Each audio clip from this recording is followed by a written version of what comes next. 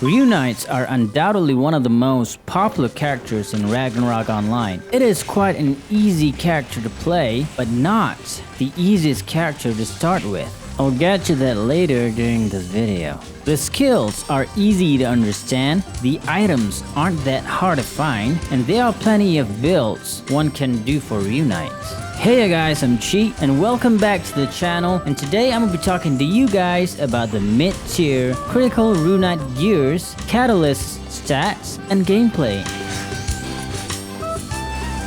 Let's start things off with headgears. On the top, there's two headgears that I'll recommend. One for clearing mobs and another one for single targets. The clearing mob headgear would be the old Rune circlet. It can be obtained by doing the old buy a headgear quest, or you can just buy it from other players, or the vending harbor. It costs around 30 to 50 million zennies for a clean, unupgraded one, and a +6 refine is sufficient for the mid-tier builds. You can get the +6 refine armor ticket for about give or take 50 million zennies, or just use enriched aluniums. Enriched aluniums cost around 3 to 10 million zennies each. Although the refine success rate is quite high, it is still a gamble, as I've broke some equipment along the way. Using this headgear really helps to clear mobs, as it gives 20% more damage on ignition break skill. The higher the refine, the better, but this is a mid-tier video,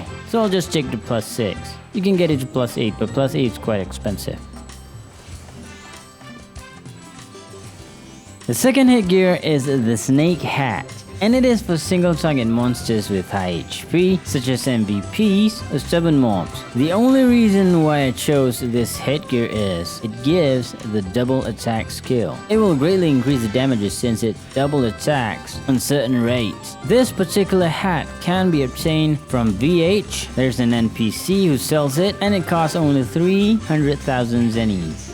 Quite cheap. Cards for it are general card for HP leech and increases damage for neutral monsters 200%, although this card goes for 400 million. It's quite expensive, so if you have the money, it's worth it. But if you don't, maybe you can stick with the Evil Essence Force level 3 for more attack power. So moving on to the mid headgear, I choose the Robo Eyes. The stats it gives is as such, and it can be obtained from the HQ using limit coins. The bottom headgear is pretty simple. I went with a spiked scarf as it gives good increment in attack, and it is obtainable from the VH from this NPC for 500,000 zennies. It's pretty cheap for a good headgear.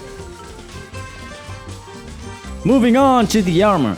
Of course, there's a lot of armor choices in this renewal era, but the one that I chose is the Excellion suit. And I have enchanted this Excellion suit with strength, attack, and attack speed. I know the attack speed enchant was not a good choice. At the moment I made it, I wasn't getting enough attack speed, that's why I made it. And I was just learning about the rune stones, so my bad. I would say strength, attack is a better enchant, and do remember that you need to get it to +7 to get the full effect of the strength enchant. This armor might be a bit pricey, but it's worth it as it also gives more HP. And the next one, the weapon, a Lindy Hop. I would say a +7 Lindy Hop costs around 100 million zennies. The Lindy Hop is a great weapon, increases attack for every refine level, and it is unbreakable, so there's no worries about using the Crushing Strike, Runestone, and also some MVPs that could break your weapons, like Edgar in the Infinity Space. And it can be enchanted at Mora too. This particular Lindy that I have is enchanted with Fighting Spirit 7 and 6. It gives more attack. The cards for the weapons on mid-tier builds, I would stick with the White Knight cards. So now to the boots. The boots are pretty simple. I choose the Temporal Luck boots. Need to remember, with the luck boots, you need to remember to put 120 luck to maximize these boots with Fighting Spirit enchantment, because I'm not a long range attacker. And if you can, get the Lucky Day bonus enchantment, as this will increase your luck by a huge margin whenever you're doing physical attacks. And then again, make sure your base luck is 120 so that you're gonna get the full effect of these boots. The card for the boots, get the enraged cookie card. Gonna increase your attack for that one. And to pair with it, I choose the Temporal Luck Mentu. This Mentu is super easy to make. You just need 20 temporal crystals, and making it to +7 is a breeze with the 80% chance of the enriched Illuniums. For the Mentu, I chose the Petal card. It gives more critical attack. Going down in the accessories, I choose Palms, or Pendant of Maelstrom, as this accessory is dirt cheap right now, since the server gives 100% drop rate on it. It used to be quite expensive for this. Now it's cheap. And pair these with the Golden Scaraba cards. These accessories is gonna give you 6% attack and M attack, and 1 stats each, but the 6% attack is great. So both of these are gonna give you 12% attack.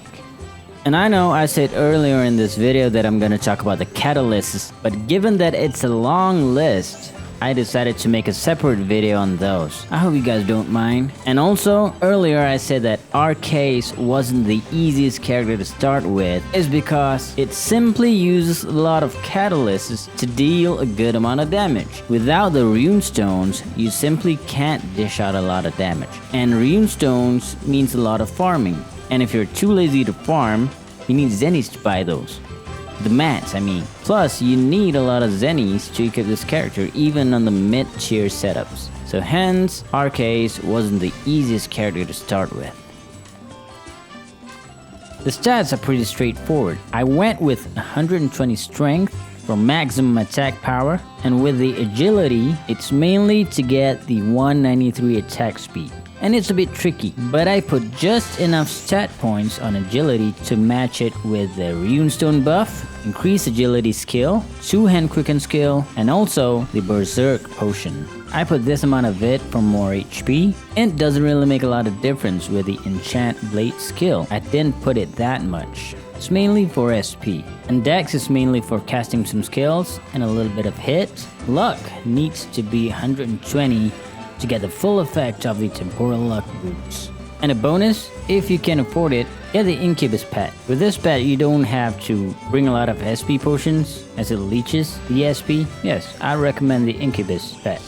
So that's about it for this video, guys. If you like the video, please consider to subscribe. That would mean the world to me.